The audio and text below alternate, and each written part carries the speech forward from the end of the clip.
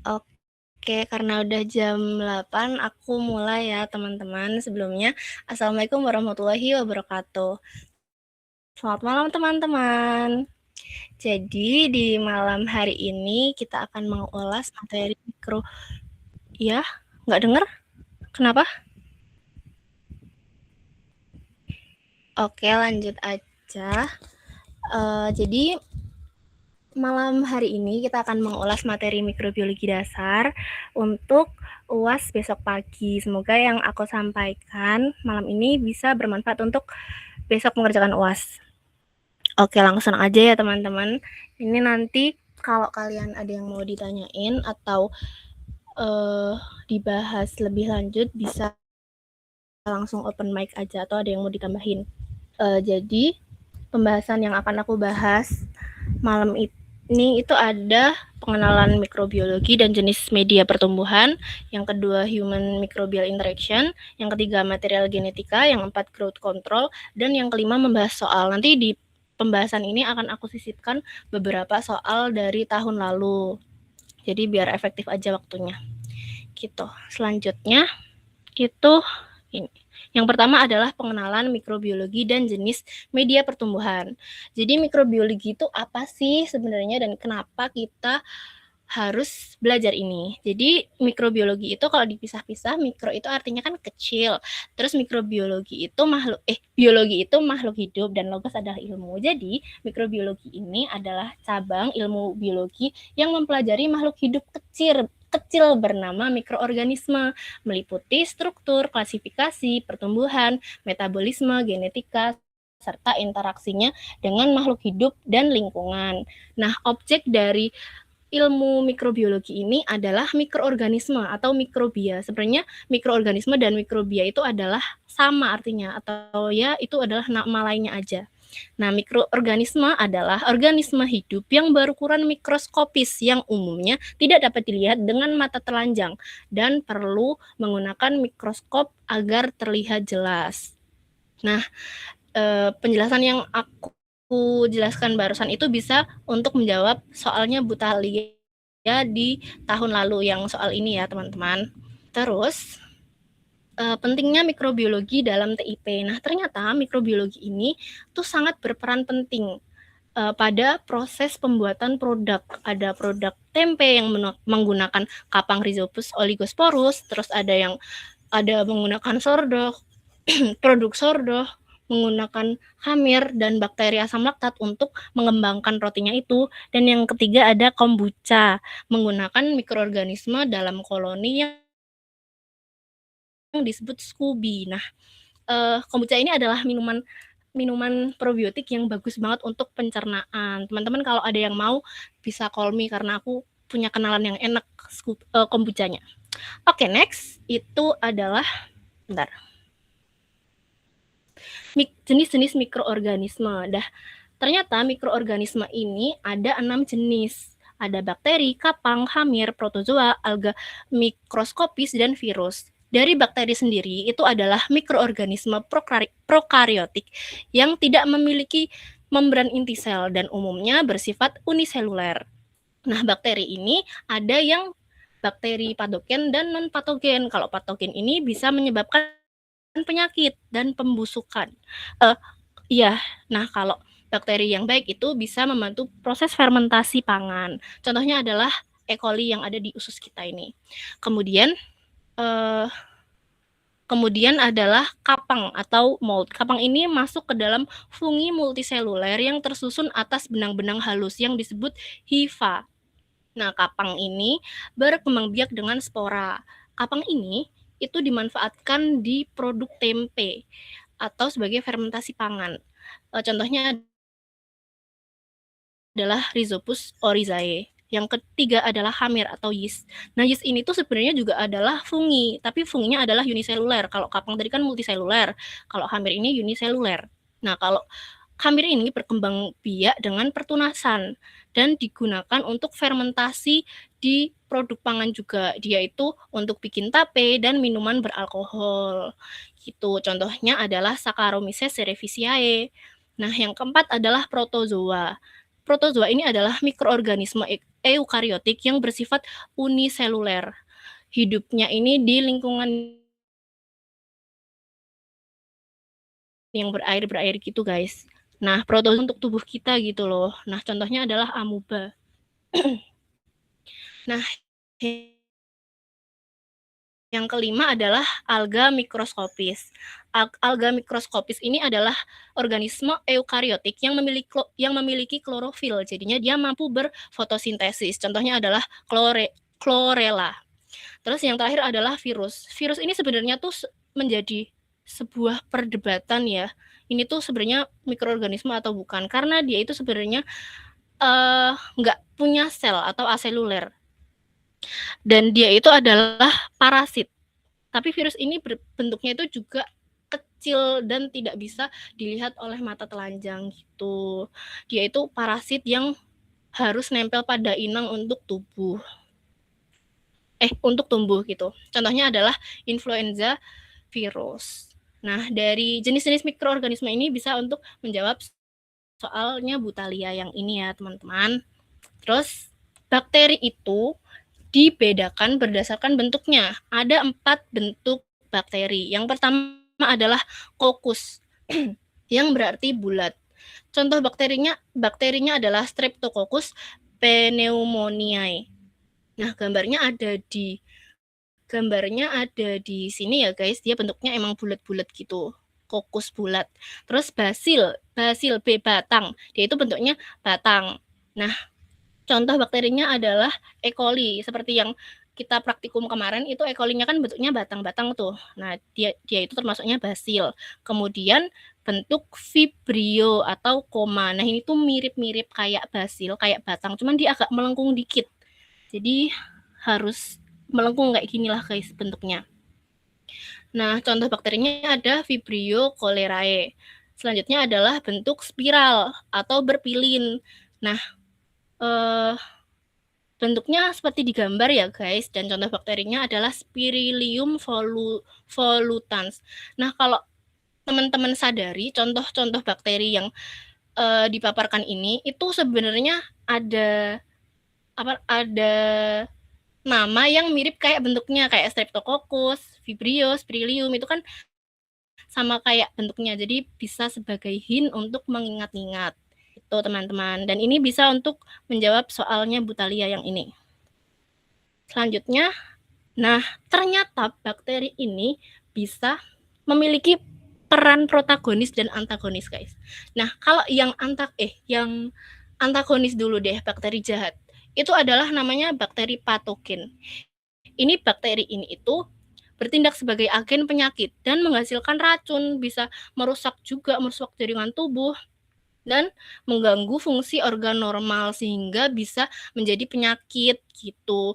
Patogen ini tuh bersifat parasit gitu ya guys. Jadi dia tuh emang merugikan inangnya.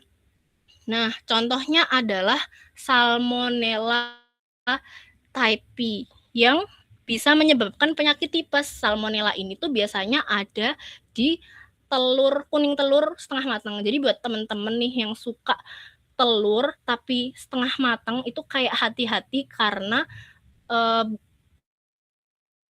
potensi untuk terkena penyakit tipes itu lebih gede. Tapi emang jujur aja ya, telur setengah matang itu enak.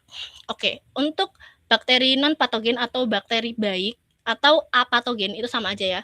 Jadi itu bakteri itu nggak bisa menyebabkan penyakit, beda kayak patogen. Bakteri ini baik dan bisa bermanfaat untuk kesehatan manusia, industri makanan, dan keseimbangan ekosistem. Contohnya adalah bakteri E. coli yang hidup di usus kita untuk membantu pembusukan makanan. Bayangin kalau nggak ada E. coli, gimana makanan kita membusuk di usus kita. Jadi kayak baik ini bakterinya.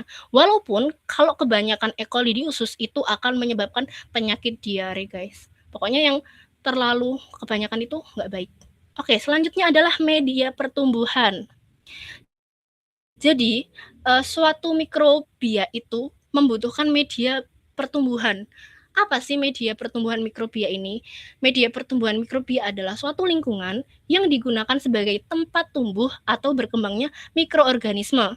Di dalamnya terdapat bahan yang mengandung nutrisi dan kondisi yang diperlukan untuk mendukung pertumbuhan mikrobia.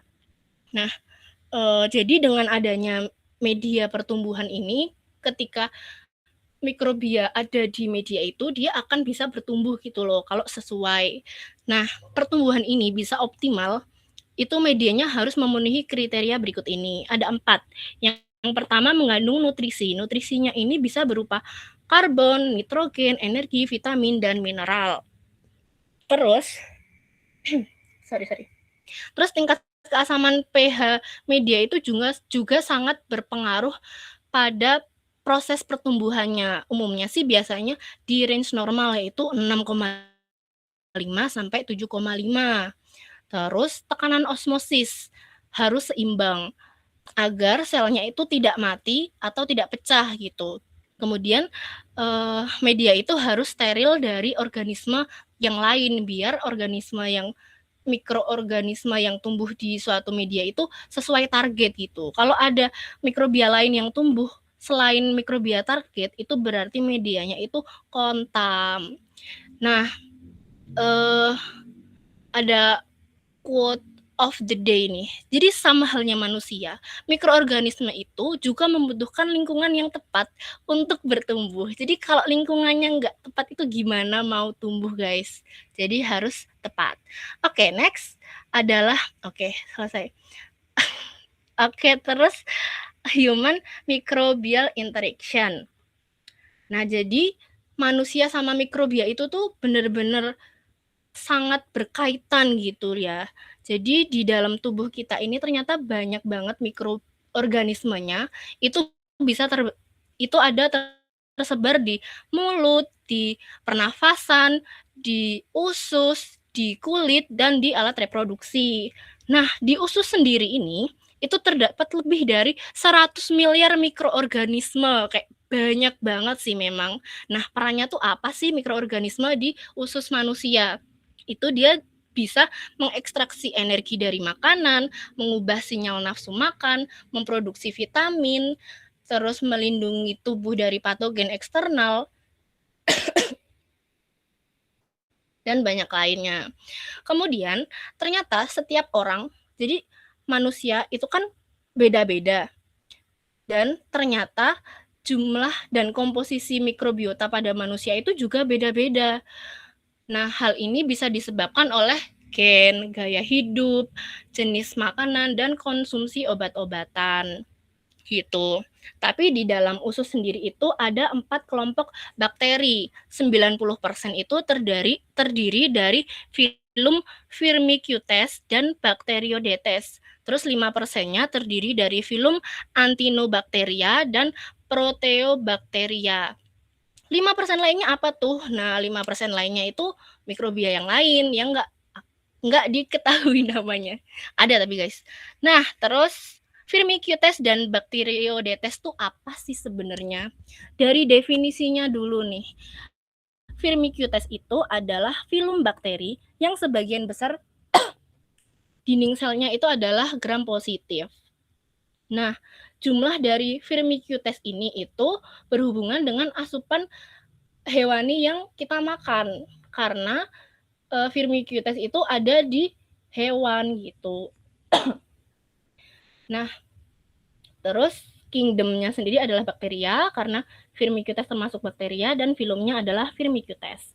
Kemudian Bacteroidetes itu filum bakteri yang memiliki dinding sel gram negatif. Nah, kalau Bacteroidetes ini jumlahnya itu dipengaruhi oleh produk nabati yang kita konsumsi. Kenapa tuh? Karena Bacteroidetes itu ada di tanah, di tanaman yang membusuk, kompos, lautan, air tawar, dan ganggang. Jadi kalau jadi tumbuhan itu kan ada di tanah tuh, makanya kalau kita banyak makan sayur-sayur gitu, itu akan memperbanyak jumlah Bacteroidetes di usus kita gitu. Kingdomnya itu bakteri sama dan filumnya adalah Bacteroidetes. Oke, terus mikroorganisme pada manusia. Jadi itu harusnya di tubuh manusia ini mikroorganismenya itu seimbang. Nah, ada beberapa kasus yang mikrobiota ususnya itu nggak seimbang. Nah, ini tuh disebut apa? Disebut disbiosis. Nah, penyakit yang dapat terjadi karena disbiosis ini ada autoimun, penyakit kronis radang usus, penyakit metabolik, sakit psikologis, dan Alzheimer. Nah, kemudian penyebab utama disbiosis itu bisa terjadi karena pola makan buruk, penggunaan antibiotik, stres kronis, kurang tidur, konsumsi alkohol.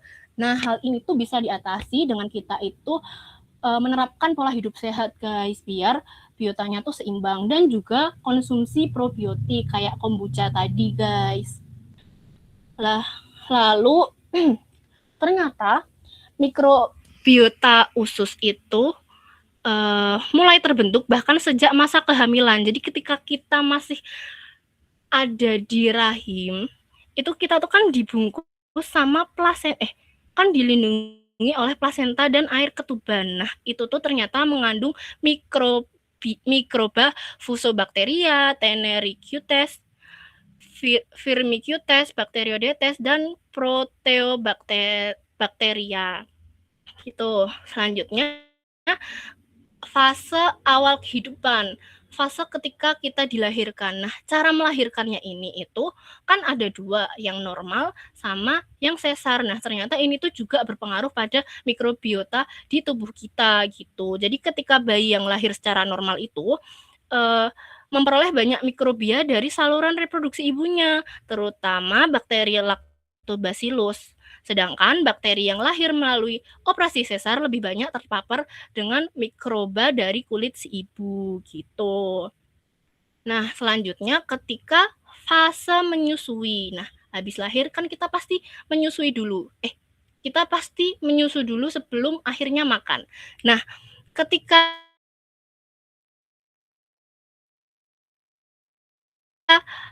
menyusu ini itu juga sangat berpengaruh kepada komposisi mikroba, umumnya didominasi oleh bakteri menguntungkan seperti Lactobacillus dan Bifidobacterium.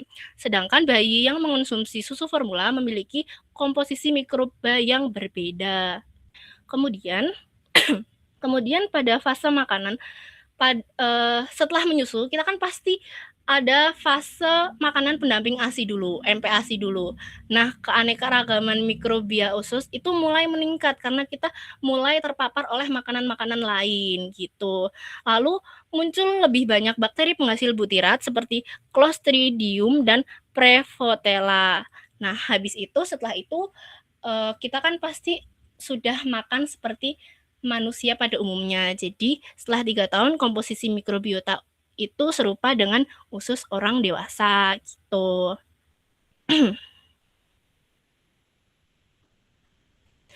Kemudian pengaruh mikrobiota di imunitas kita. Jadi sistem imun tuh apa sih sebenarnya? Sistem imun itu adalah sistem pertahanan alami yang dipunyai oleh manusia. Nah, jika sistem imun itu gagal merespon mikrobia, maka akan terjadi masalah besar, yaitu penyakit-penyakit gitu. 3 dampak utamanya yaitu autoimun, alergi, dan infeksi. Nah, pada usus manusia itu terdapat firewall mukosa yang berfungsi untuk menangkal virus. Usus manusia itu punya pelindung berlapis yang bekerja sama secara sinergi. Ada apa aja sih? Yang pertama ada lapisan lendir atau musin. Musin ini diproduksi oleh sel goblet. Nah, lendir tebal ini itu berfungsi sebagai pembatas fisik agar bakteri jahat atau patogen tidak bisa menyentuh langsung ke sel tubuh kita. Jadi kita nggak cepat sakit gitulah intinya karena si patogen ini.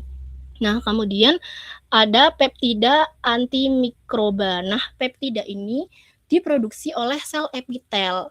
Ini adalah senjata kimia yang menghancurkan bakteri jahat dengan cara merusak dinding sel dan mengacaukan membran intinya. Jadi si peptida ini tuh kalau ada bakteri jahat nih, Nah, bakterinya ini dinding selnya dihancurin nih, habis dinding selnya dihancurin, inti selnya juga dihancurin. Jadi kita nggak sakit. Kemudian ada antibodi dan sel imun. Nah, pasukan keamanan ini itu berpatroli untuk melumpuhkan ancaman yang lolos dari lendir tadi, lendir musin. Selanjutnya adalah mikrobia dan xenobonic material. Xenobonic material itu apa sih? Nah, xenobonic material itu material yang asing dari tubuh kita yang berasal dari luar, yang tidak diproduksi oleh tubuh. Kayak zat asing, foreign material dari lingkungan kita yang bisa menyebabkan kita terpapar dan menyebabkan penyakit dan dampak kesehatan manusia lainnya. Gitu. Tapi alhamdulillah wa syukurilahnya, mikrobiota usus itu mampu menghasilkan enzim yang mampu memecah dan menetralkan zat xenobonik dengan enzim yang namanya sitokrom P450 monoksidase. Nah, untungnya ada itu, kalau enggak nanti kita gampang sakit juga, guys. Nah, selanjutnya adalah mikrobiota dan antibiotik. Penggunaan antibiotik itu enggak hanya berpengaruh pada mikrobia baik, tapi mikrobia jahat, tapi juga berpengaruh pada mikrobia yang baik. Jadi sebenarnya waktu kita mengonsumsi antibiotik itu kan ketika kita lagi sakit dan kita berharapnya dia itu melawan patogen ini, tapi ternyata di satu sisi mikrobia yang baik itu juga terkena dampaknya. Makanya itu ketika pada awal kehidupan manusia, konsumsi antibiotik itu sangat tidak disarankan karena bisa mengganggu pertumbuhan mikrobiota pada fase awal kehidupan dan pada fase dewasanya gitu loh. Nah, penyalahgunaan antibiotik itu juga dapat menyebabkan ketidakseimbangan biota pada usus sehingga terjadi disbiosis kayak yang tadi aku bilang. Nah, habis itu ada mikrobiota dan penyakit infeksi gitu.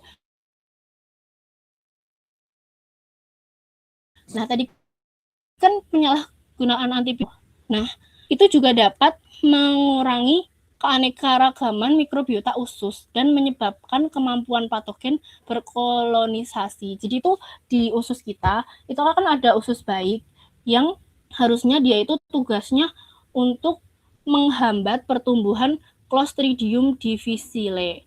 Nah, tapi karena konsumsi antibiotik yang disalahgunakan itu dapat membuat mikrobia baiknya itu jadi turun sehingga Clostridium bertumbuh cepat dan menyebabkan infeksi pada tubuh gitu.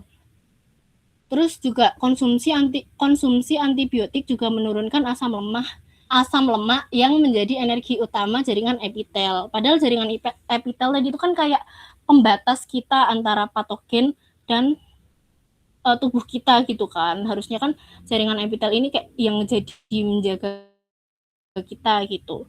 Sehingga menyebabkan patogen menembus epitel dan menyebabkan diare. Itu guys, bahayanya mengonsumsi antibiotik yang disalahgunakan.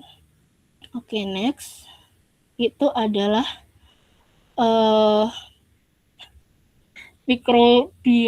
mikrobiota manusia dan metabolic disorder. Nah, ekosistem mikrobiota yang baik pada usus itu sering dianggap sebagai organ metabolisme aktif. Tapi hilangnya keseimbangan itu bisa menyebabkan berbagai penyakit, diantaranya obesitas dan diabetes tipe 2. Obesitas ini sebenarnya itu terjadi karena ketidakseimbangan Firmicutes dan Bacteroidetes tadi, guys. Nah, pada penelitian itu menjelaskan bahwa sebenarnya penambahan berat badan itu nggak hanya tergantung dari apa yang kita konsumsi, jumlah yang kita konsumsi, tapi juga bergantung pada kualitas metabolisme tubuh. Tuh. Nah, terus ada mikrobiota the human microbiota dan psychiatric disorder. Nah, ternyata efek dari mikrobiota itu sangat sangat berdampak terhadap hormon-hormon, guys. Padahal hormon-hormon ini yang bisa mengatur suasana hati, nafsu makan, dan lain-lain. Nah, ketika mikrobiota ini nggak seimbang, itu kita tuh bisa bisa bisa sebagai salah satu penyebab penyakit psikologi gitu. Jadi ada beberapa bakteri yang bisa menghasilkan hormon yang baik untuk manusia. Yang pertama ada Bacillus escherichia, menghasilkan hormon dopamin dan non-adrenalin. Terus yang kedua ada Candida, Streptococcus, Escherichia, dan Enterococcus terbukti memproduksi hormon serotonin. Hormon serotonin itu berfungsi untuk mengatur suasana hati, nafsu makan, tidur, dan memori pembelajaran. Makanya tuh penting banget guys sebenarnya mikrobia tuh. Nah, Lactobacillus rhamnosus itu menyebabkan penurunan hormon kortikosteron yang bertanggung jawab atas kecemasan dan stres. Ternyata mikrobia ini tuh benar-benar berperan penting banget di kehidupan kita guys sebagai manusia, apalagi mikrobia yang ada di usus. Jadi aku pernah dengar dari antara dokter Tirta atau dokter Gia, usus itu adalah otak keduanya manusia. Jadi kita harus menjaga bakteri-bakteri baik dalam usus kita guys, biar kita tuh tetap sehat, normal gitu. Oke, next adalah material genetika. Genetika itu adalah cabang ilmu dari biologi yang menjelaskan persamaan dan perbedaan sifat yang diturunkan pada makhluk hidup. Nah,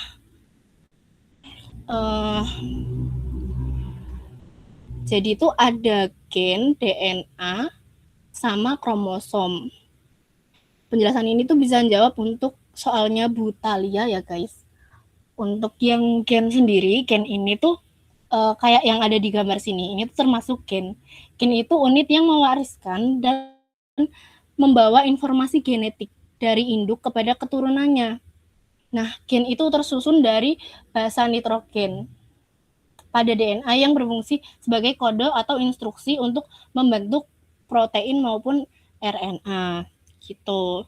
Selanjutnya adalah DNA. Nah, DNA itu memiliki bentuk double helix kayak gini guys. Nah, struktur ini tuh terbentuk dari dua rantai polinukleotida yang saling berikatan. Nah, bagian yang saling berikatan ini itu adalah basa-basa nitrogennya gitu deh. Nah, DNA ini kan panjang banget ya. Dia tuh bener-bener yang panjang. Dan karena panjang itu harus dipadatkan agar muat. Nah, cara memadatkannya itu dengan melilitkan untaian DNA yang panjang tadi ke dengan protein histon. Proses penggulungannya ini dapat membuat DNA menjadi rapi di dalam sel. Nah, kromosom ini, selanjutnya adalah kromosom. Kromosom itu adalah DNA dan protein histon yang tergabung membentuk struktur gulungan.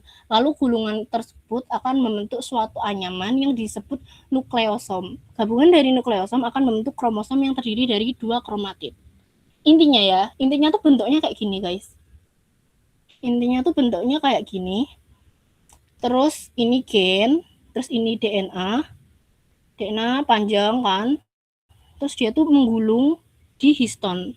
Nah, histon itu nanti akan berbentuk anyaman seperti ini, kemudian jadi bentuknya adalah kromosom gini.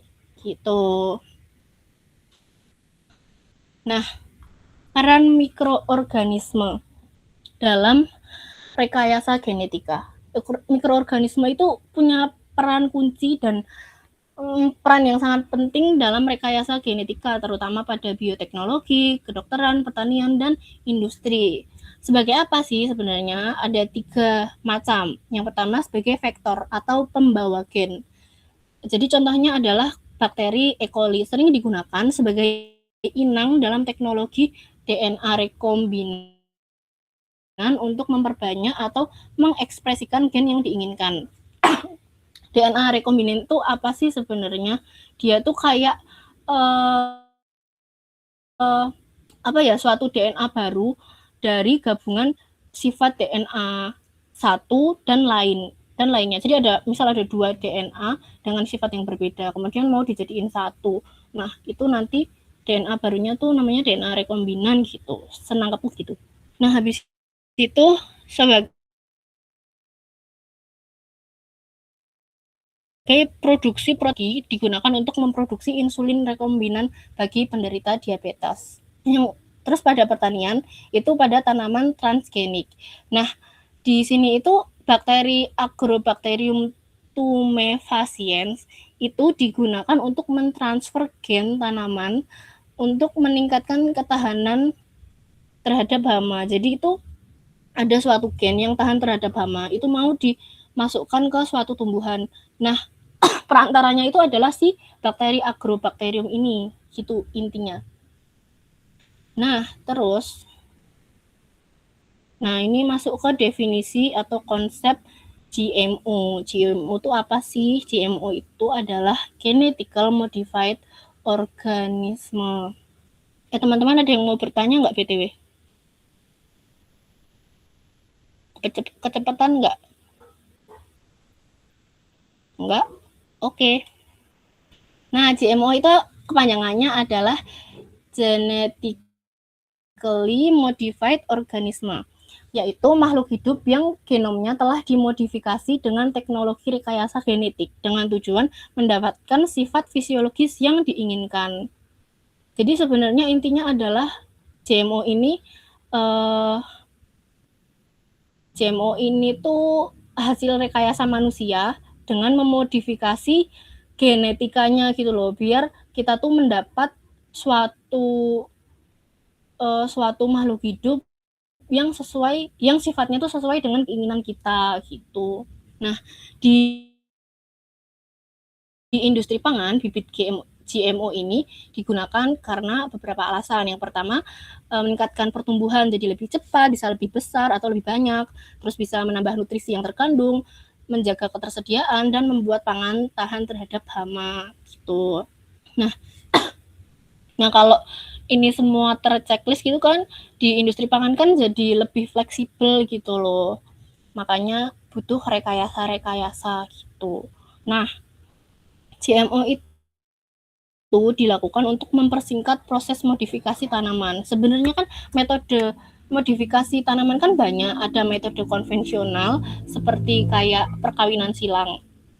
Nah, tapi ini tuh kayak lebih lama gitu loh, karena sebenarnya ketika perkawinan silang nanti tuh hasil yang tumbuh itu tuh kadang belum sesuai keinginan, jadi kayak masih belum pasti gitu. Tapi kalau GMO ini akan lebih cepat karena yang kita ambil itu gen yang kita tahu sifatnya dan kita ingin ada di suatu tumbuhan itu gitu loh. Jadi lebih efektif dan efisien pakai GMO.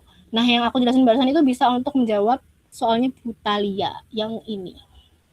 Oke, next. Definisi konsep GMO. Enggak. Oh, ini perbedaan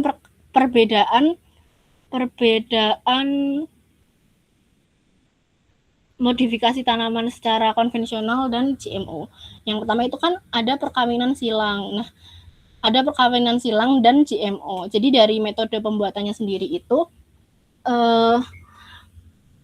dia itu kalau perkawinan silang itu penyerbukan bunganya itu secara alami atau manual dari 2 varietas dalam spesies yang sama.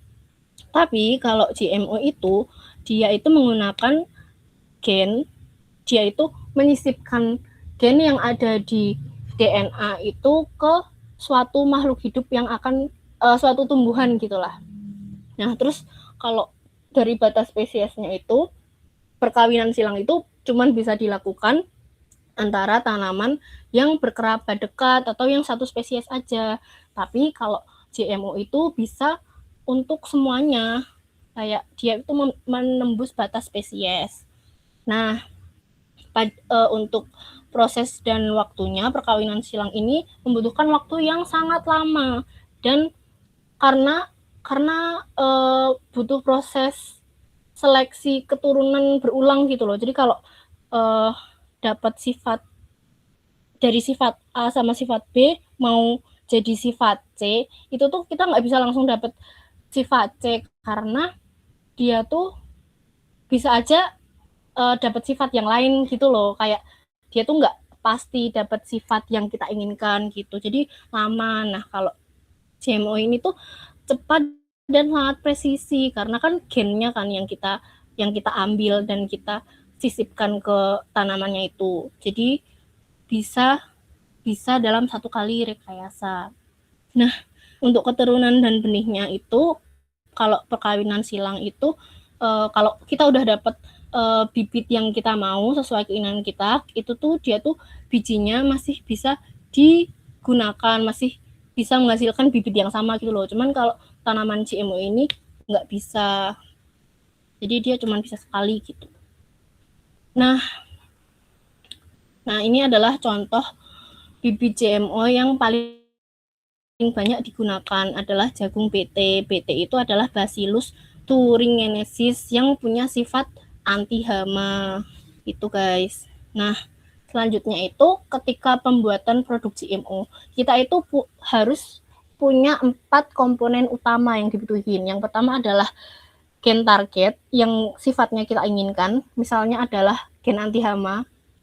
Terus enzim untuk melepas si gennya ini, terus vektor pembawa gen. Nah ini tuh biasanya adalah di sini tuh mikrobia itu sangat berperan. Kemudian adalah sel wadah. Nah jadi ini ada 4 tahap. Yang pertama adalah isolasi gen target. Jadi di sini itu kan ada gen BT nih, gen yang tahan terhadap hama. Nah, kita mau ambil gen ini, itu gimana caranya? Dengan dipotong. Nah, dipotongnya dengan apa? Dengan enzim namanya enzim restriksi. Nah, di sini kan kita udah ada 2 komponen utama kan.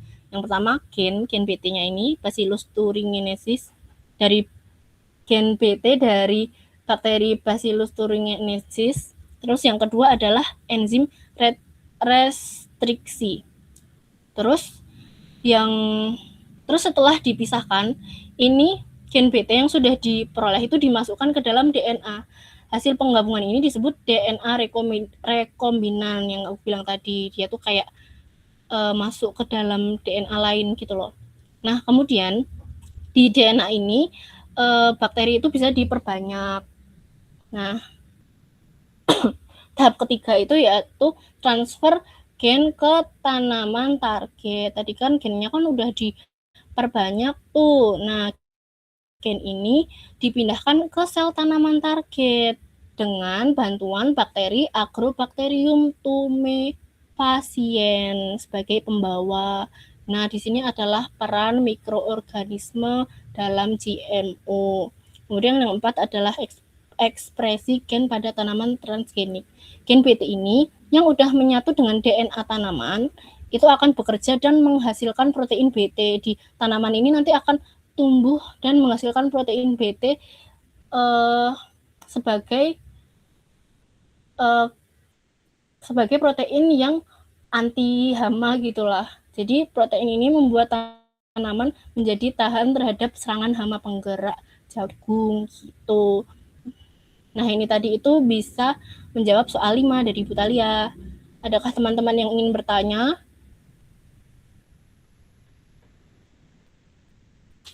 Oke, nggak ada. Lanjut saja. Selanjutnya adalah yang terakhir adalah growth control. Nah, bentar ya teman-teman, mau minum.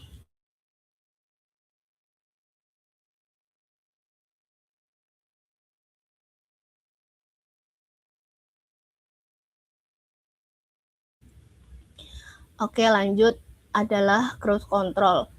Nah, mikrobia itu tuh tumbuh secara eksponensial. Nah, laju waktu untuk media bertumbuh atau bereksponensial itu namanya kan generation time. Nah, terus di kanan ini ada grafik. Kurva yang melengkung ini itu adalah grafik enzimatik dari si bakteri yang hidup, bakteri yang tumbuh gitu. Makanya dia kan cekung ke atas gitu kan. Nah, terus kalau yang garis ini adalah kurva logaritmik. Nah, kurva logaritmik ini berfungsi untuk mengetahui laju pertumbuhannya gitu. Nah, ini ada dua grafik nih. Yang pertama, yang kiri ini dia itu di sini diketahui generation time-nya itu 6 jam. Jadi dia butuh waktu 6 jam untuk membelah, untuk bereksponensial gitu. Nah, 6 jam itu kan termasuk waktu yang lama tuh. Makanya dia slope-nya itu cuma 0,05 dan grafiknya itu landai. Jadi dia termasuk yang lama pertumbuhannya gitu. Nah, kalau yang sisi kanan itu generation time-nya itu adalah 2 jam. 2 jam itu kan lebih cepat dari 6 jam. Nah, ini tuh dari grafik ini tuh terlihat dia tuh menukik ke atas gitu loh. Jadi kayak dia tuh emang lebih cepat dengan slope 0,15 gitu, teman-teman. Nah, terus setelah itu adalah fase pertumbuhan mikrobia. Jadi ya selayaknya manusia, mikrobia itu juga punya fase pertumbuhan. Fase pertumbuhan mikrobia itu ada 4 fase. Yang pertama lag, terus log atau eksponensial, dan stationary, dan kematian atau death. Nah, di sini kan ada 2 kurva nih, ada kurva yang jelas, ada kurva yang garis, dan ada kurva yang titik-titik. Nah, bedanya apa sih? Nah, bedanya kurva garis ini itu didapatkan dari perhitungan variable count, atau dia itu menghitung mikrobia yang masih hidup, yang masih hidup. Jadi ketika fase lag tuh masih landai, terus log itu naik, stationary itu mendatar karena dia tidak bertumbuh, terus waktu fase kematiannya turun. Sedangkan yang kurva titik-titik ini dia itu menghitung mikrobia dengan cara turbidimetri kayak yang kita lakuin di praktikum kemarin itu kan dengan menghitung optical density-nya kan. Nah, kemarin kan kalau di suatu larutan kalau banyak mikrobianya itu dia akan keruh, ya kan?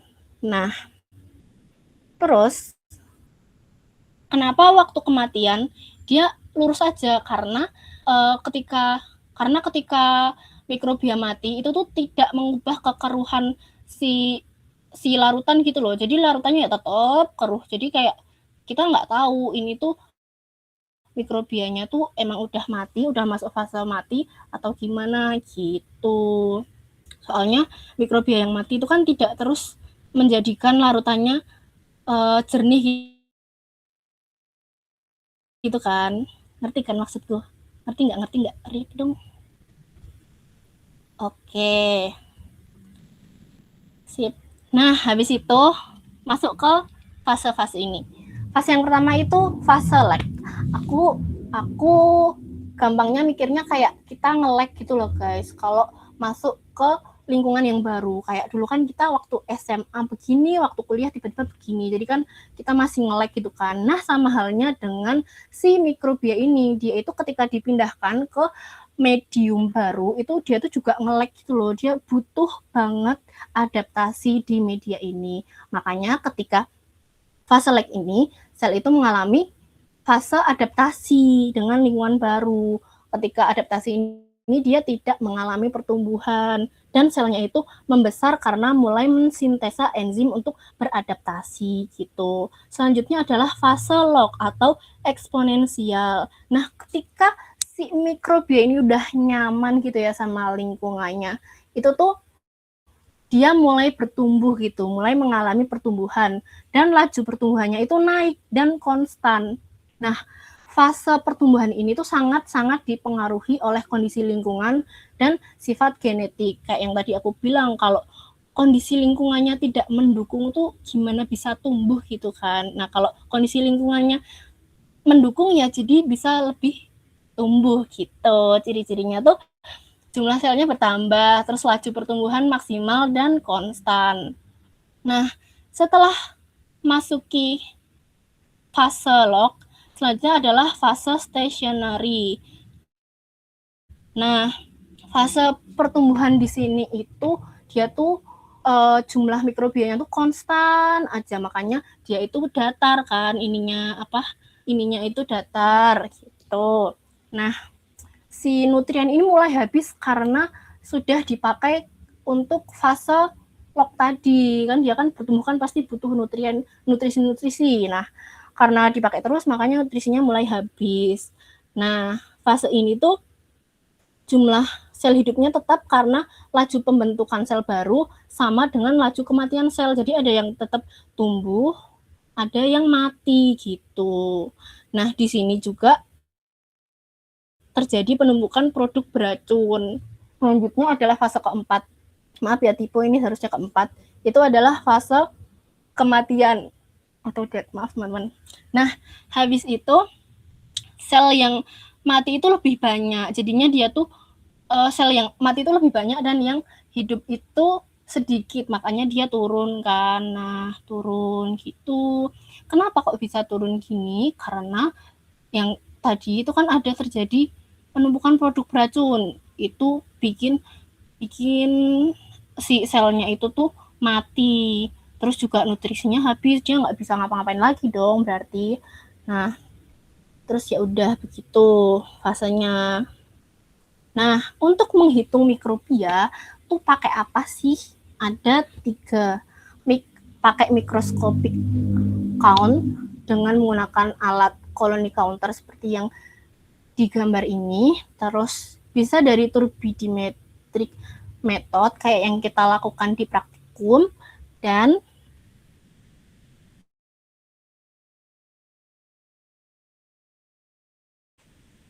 viable count. Nah, di sini aku fokus ke viable count karena itu. Jadi viable count itu apa sih? Viable count itu metode untuk menghitung jumlah mikroorganisme hidup yang masih mampu tumbuh dan membentuk koloni pada media kultur. Nah, kan bener kan? Jadi viable count itu tuh menghitung jumlah mikroorganisme yang hidup gitu loh, guys. Nah, prinsipnya gimana sih? Nah, sampel yang isinya mikrobia ini diencerkan. Kemudian diinokulasi atau ditanam pada media agar kemudian diinkubasi. Kemudian setelah inkubasi kan pasti tumbuh tuh mikrobianya. Nah, itu yang akan dihitung. Oh iya, untuk metodenya itu ada metode split plate dan pour plate. Jadi untuk metode split plate itu kemarin kita kan menginokulasikan sampel sebanyak 0,1 mili. Dan kalau pour plate itu 1 mili terus ditambah media gitu kan, guys. Ini penting banget ini. Nah, setelah dihitung itu, satuan yang dihasilkan itu CFU per mili atau CFU per gram. Itu tergantung kita tuh pakai sampel cair atau sampel yang gram-graman gitu. CFU itu apa sih? CFU itu colony forming unit. Nah, syarat jumlah koloni yang ada di cawan Petri yang masuk perhitungan itu ada di range 30 sampai 300 untuk cawan Petri sedang. Cawan Petri yang biasanya kita pakai di praktikum itu, dan 25 sampai 250 untuk cawan Petri kecil. Ini cawan Petri yang disposable biasanya, kayak cawan Petri yang sekali pakai langsung buang gitu loh. Biasanya pakai plastik gitu. Nah, terus tadi kan ada serial dilution.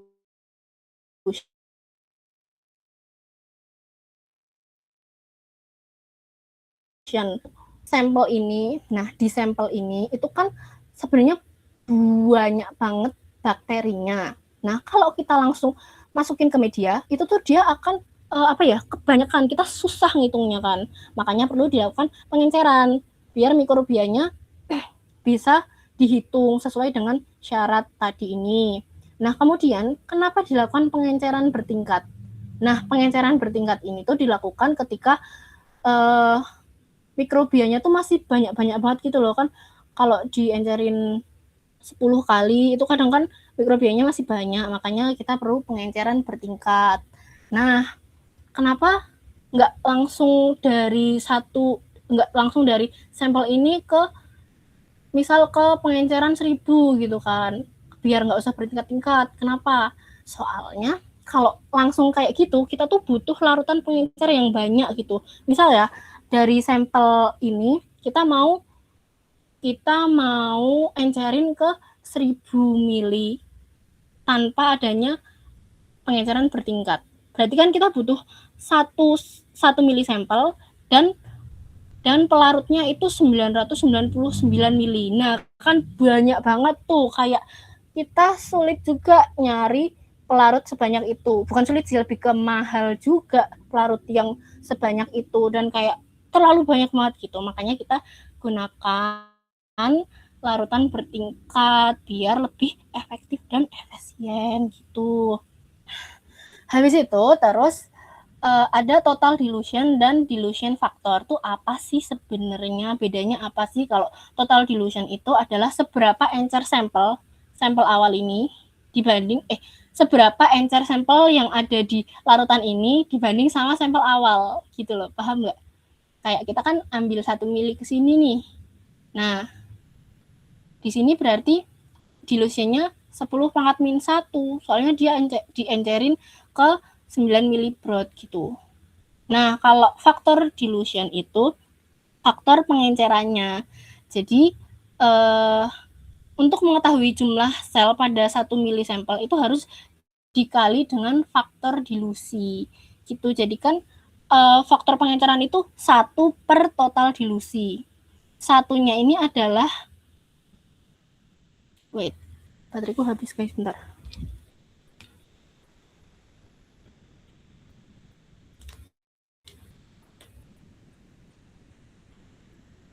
Satunya ini adalah 1 mili ini loh guys.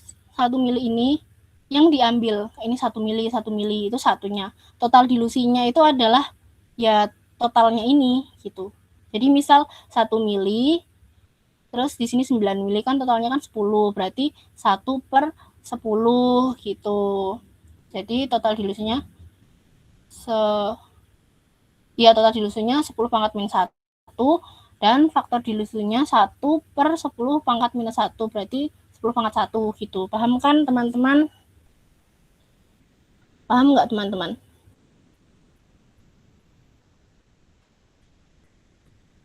Oke, karena nggak ada yang nanya, aku next. Nah, untuk menghitung mikrobia itu menggunakan rumus seperti ini. N atau jumlah koloni per mili atau per gram sama dengan sigma C. Sigma C itu adalah jumlah koloni yang masuk ke dalam syarat tadi di setiap cawan Petri. Terus dibagi dengan 1 kali N1. N1 itu adalah jumlah Petri yang masuk ke dalam perhitungan. Kemudian N2 itu adalah jumlah Petri yang masuk ke dalam perhitungan juga di pengenceran kedua. Lalu dikalikan dengan D atau pengenceran pertama yang dihitung. Gitu. Langsung ke contoh soalnya. Ini contoh soalnya. Jadi ada 3 pengenceran. 10 pangkat minus 3 itu di cawan Petri-nya, cawan Petri A itu 220, cawan Petri B 210. Terus pada 10 pangkat 4 di cawan Petri-nya ada 35 mikrobia. 35 koloni, terus sama 100 koloni. Terus pada pengenceran minus 5 itu terdapat 8 dan 5. Nah, ini itu menggunakan metode split plate. Split plate itu kita tadi kan menginokulasi 0,1 mili ke media kemudian diratakan. Ya kan, masih ingat kan teman-teman? Nah, ini tuh kata kunci banget sih. Nah, caranya itu langsung dimasukkan ke rumus ini tadi. N sama dengan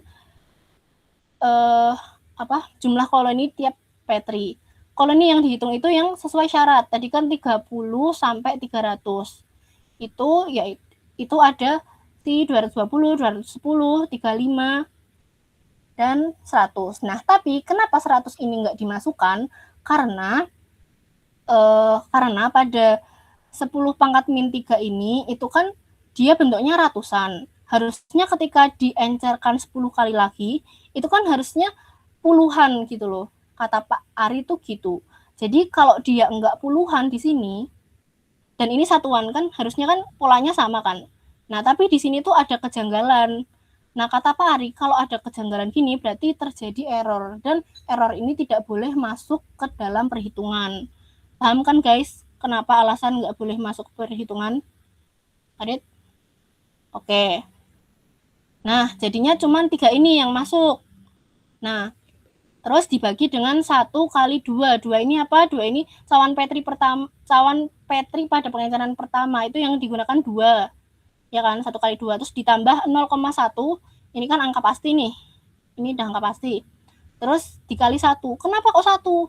Soalnya yang masuk ke perhitungan itu cuma 35. Beda kasusnya kalau 100-nya juga ikut masuk, berarti ini ikutan 2. Tapi kalau ini cuma 1, ya berarti 1 aja gitu. Terus dikali dengan D, yaitu pengenceran pertama yang dihitung. Berarti kan ini kan pengenceran yang paling ini. Nah, habis itu setelah dilakukan perhitungan, berarti kan ditambah jadi 465 dibagi 0,0021.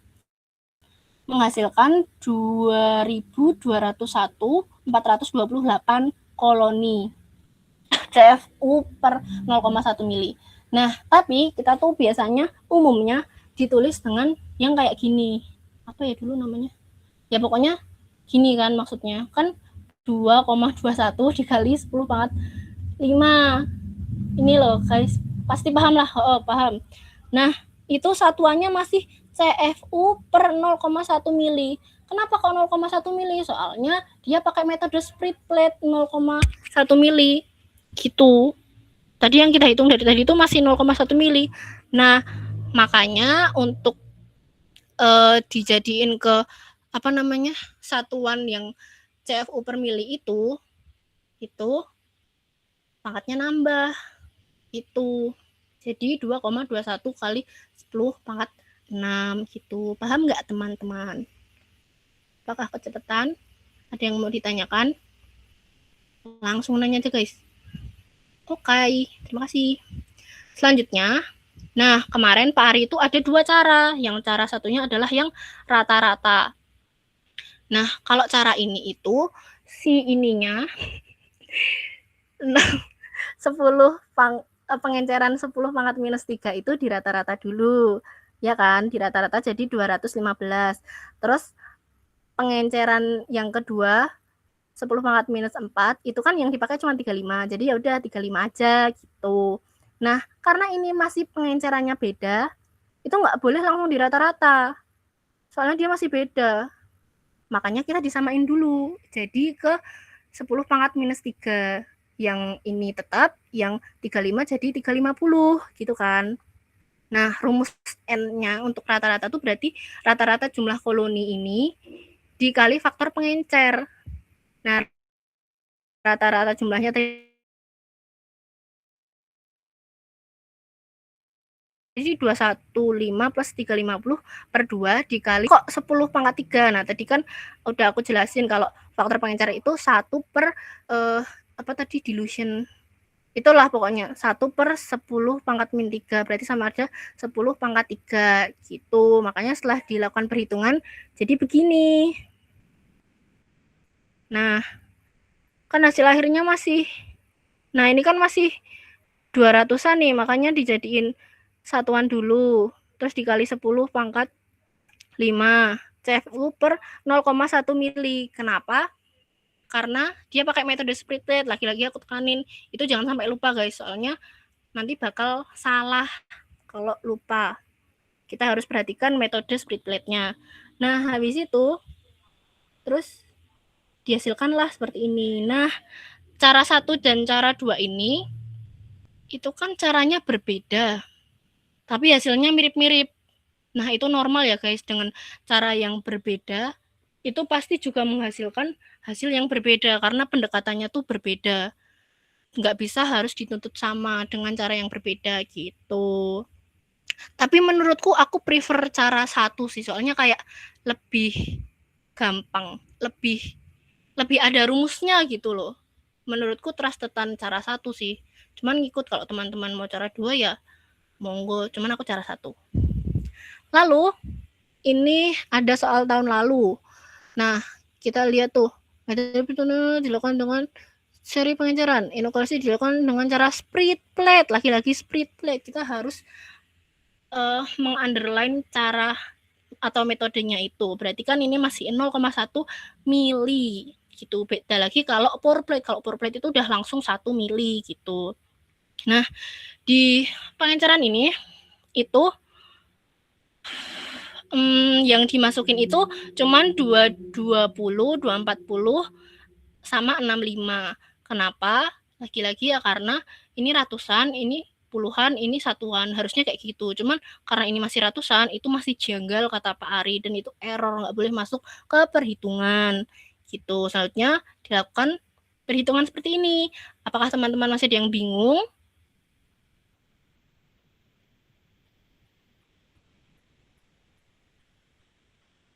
Hai, aman ya teman-teman? Berarti yang ini udah paham ya?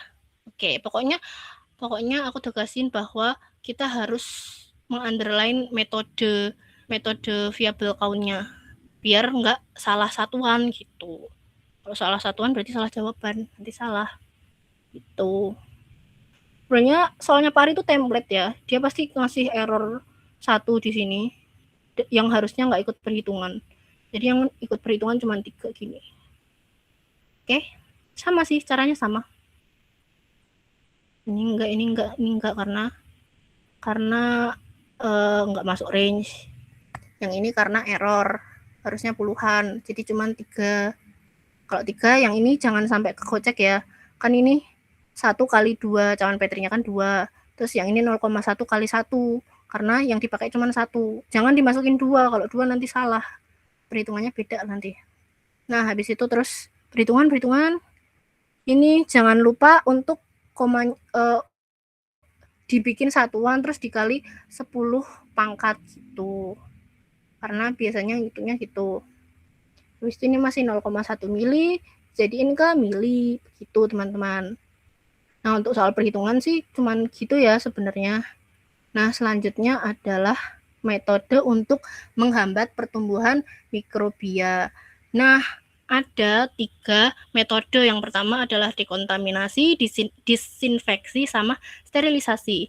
Nah, dekontaminasi ini perlakuan pada suatu benda atau permukaan yang bertujuan biar benda atau permukaan ini aman untuk digunakan. Contohnya itu mengelap meja setelah makan. Dapat menghilangkan mikroorganisme pencemar serta sumber nutrisi yang dapat mendukung pertumbuhan mikroorganisme lain. Gitu. Terus disinfeksi itu adalah perlakuan untuk membunuh atau menghambat mikroorganisme jenis patogen saja gitu. Jadi kalau disinfeksi itu fokusnya itu pada jenis mikroorganisme jenis patogen aja. Nah, kalau disinfeksi ini biasanya menggunakan agen kimia atau fisik yang disebut dengan disinfektan. Gitu kayak alkohol atau apa gitu. Nah, selanjutnya adalah sterilisasi.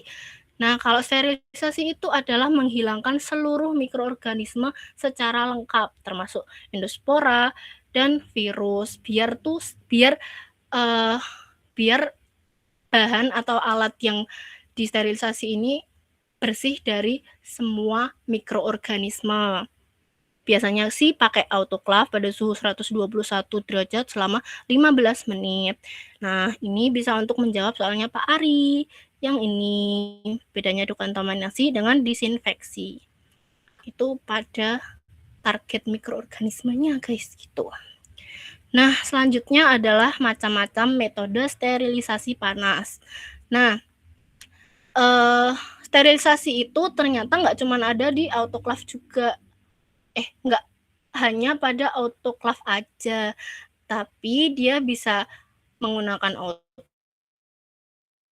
autoclave, oven, atau metode pasteurisasi. Nah, kalau autoclave itu menggunakan uap air bertekanan tinggi, umumnya 121 derajat Celcius selama 15 menit. Pakai instrumen autoclave yang pernah kita lihat di lab biokim. Nah, terus kalau oven itu biasanya untuk benda-benda gitu loh guys, kayak cawan Petri, terus yang panjang itu pipet ukur. Nah, itu tuh di oven biasanya. Terus pada suhu tinggi sekitar 160 sampai 180 derajat Celcius selama 1 sampai 2 jam. Nah, selanjutnya adalah pasteurisasi. Nah, itu tuh sebenarnya dipanaskan. Sebenarnya pasteurisasi ini tuh di susu gitu kan. Nah, susu ini kan dia tuh sebenarnya bahan yang sensitif terhadap suhu tinggi gitu kan. Makanya diperlukan pasteurisasi untuk membunuh atau mengurangi jumlah mikroorganisme patogen dan pembusuk, tapi enggak dalam suhu yang tinggi gitu loh, paling sekitar 60 derajat Celcius dengan waktu tertentu gitu. Nah, tapi karena dia cuma 60 derajat Celcius, maka masih ada mikrobia lain masih hidup. Soalnya mikrobia kan mati ketika suhu 121 derajat. Tapi pada pasteurisasi itu biasanya 60 derajat untuk menghilangkan patogen. Tuh, jadi masih ada mikrobia lain. Nah, karena itu pasteurisasi itu perlu disimpan di tempat yang dingin biar mutunya tuh terjaga. Soalnya kalau dia nggak masuk lemari es, nggak masuk di tempat dingin pada suhu ruang, itu nanti mikrobia yang masih ada di dalam susu itu tuh bisa berkembang biak. Nah, kalau berkembang biak itu dalam waktu sebentar aja itu akan merusak produknya, dan ketika dikonsumsi itu akan menyebabkan sakit gitu. Nah, hal ini tuh bisa untuk menjawab soalnya Pak Ari yang ini ya teman-teman. Gitu. Nah, selanjutnya adalah pengaruh agen antimikrobia terhadap pertumbuhan. Jadi, ternyata agen antibakteria ini dibagi menjadi 3, bakteriostatik, bakterisida, dan bakteriolitik. Nah, bedanya apa sih sebenarnya? Kalau bakteriostatik itu cara kerjanya dia cuma menghambat pertumbuhannya, menghambat si bakterinya. Jadi dia tidak mematikan si bakteri. Terus kalau bakterisida itu merusak atau mengganggu fungsi penting sel bakteri sehingga bakteri itu bisa mati. Tapi selnya tuh nggak selalu pecah gitu loh. Dia cuma merusak atau mengganggu fungsi penting selnya aja. Nah, kalau bakteriolitik itu dia itu merusak dinding sel atau membran sel bakteri, misalnya oleh penisilin. Nah, jadi kan bakteri itu kan punya dinding sel. Nah, untuk kategori antibakteri bakteriolitik itu dia itu targetnya adalah merusak si dinding sel. Nah, setelah dinding selnya rusak itu, maka pertumbuhan si mikrobia kan akan terganggu gitu ya. Dan akan mati karena selnya bisa pecah karena tidak kuat untuk menanggung tekanan osmotik dari luar gitu loh, kan jadi tipis tuh. Itu intinya gitu. Nah, untuk menjawab pertanyaannya Pak Darmawan Ari yang ini, jelaskan peran penisilin penghambat bakteri gram positif. Jadi penisilin tadi itu kan termasuk bakteriolitik yang bakteri itu tuh bisa menyebabkan lisis atau pecahnya bakteri karena si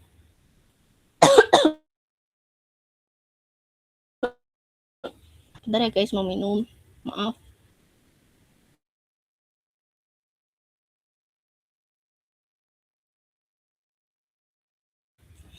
Oke, next. Jadi si penisilin itu agen bakteriolitik. Udah on mic ya, udah.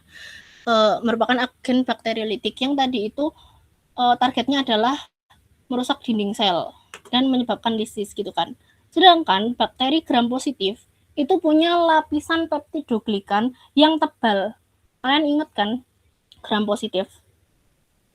Dia kan punya peptidoglikan yang tebal dan menjadi komponen utama dinding sel. Itu kayak sebagai pelindungnya si gram positif gitu loh. Kayak itu tuh penting banget. Tapi ketika ada penisilin itu tuh akan mengikat si peptidoglikan yang ada di gram positif itu menggunakan enzim penisilin itu, sehingga dinding selnya itu jadi lemah dan tidak sempurna. Nah, ketika lemah dan tidak sempurna ini, bakteri kan tetap membelah tuh. Dia membelah, tapi karena si dinding selnya itu sudah lemah dan tidak sempurna, makanya tekanan osmotik dari sel menyebabkan dinding sel itu lemah dan tidak mampu menahan tekanan. Nah, ketika sel itu tidak mampu menahan tekanan osmotik, itu akan mengalami lisis dan mati. Gitu. Jadi si penisilinnya itu tuh menipiskan atau mengikat si peptidoglikan, yaitu komponen utama dinding sel gram positif, supaya dia tuh tipis dan lemah gitu, dan akhirnya mati. Makanya itu penisilin itu efektif terhadap banyak bakteri gram positif karena mereka sangat bergantung pada lapisan peptidoglikan yang tebal gitu. Paham kan teman-teman?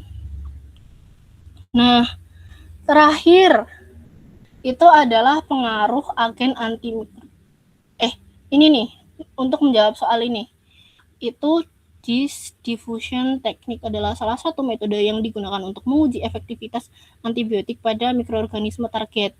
Jelaskan prinsip kerjanya. Nah, ini tuh sebenarnya udah pernah kita lakuin guys kemarin, yaitu ketika acara berapa ya? Pokoknya yang ada antibiotiknya tuh loh, yang ada cakram-cakramnya. Nah, prinsip metode ini itu tuh mengukur kemampuan antibiotik yang berdifusi dari cakram ke agar dalam menghambat pertumbuhan bakteri. Nah, efektivitasnya itu ditentukan berdasarkan zona hambat yang terbentuk di sekitar cakram antibiotik. Jadi, prinsipnya itu si bakteri, jadi ada sebuah media. Nah, di media itu diinokulasikan bakteri diinokulasikan di sebuah media itu. Nah, kemudian si cakram yang berisi antibiotik, cakram kan bentuknya bulat, terus dikasih antibiotik kan kemarin. Nah, itu diletakkan di atas situ. Jadi bakteri terus dikasih cakram. Nah, kemudian diinkubasi. Nah, diinkubasi itu akan menumbuhkan si bakteri. Nah, setelah itu harusnya di dalam cakram itu akan terbentuk zona hambat. Zona hambat itu zona yang berwarna putih transparan gitu loh, yang beda kayak warna bakteri gitu. Jadi bulat, terus ini bulat zona hambat yang warnanya putih. Nah, itu tuh sebagai penentuan efektivitas antibiotiknya gitu. Paham kan teman-teman? Seperti mirip banget kayak yang itu kok praktikum gitu. Nah, terima kasih teman-teman. Akhirnya sudah di penghujung materi. Semoga apa yang aku sampaikan bisa membantu teman-teman untuk memahami, dan semoga IPK-nya 4 ya. Amin. Terima kasih teman-teman. Ada yang tanyain enggak? Enggak? Oke, aku tutup ya. Wassalamualaikum warahmatullahi wabarakatuh.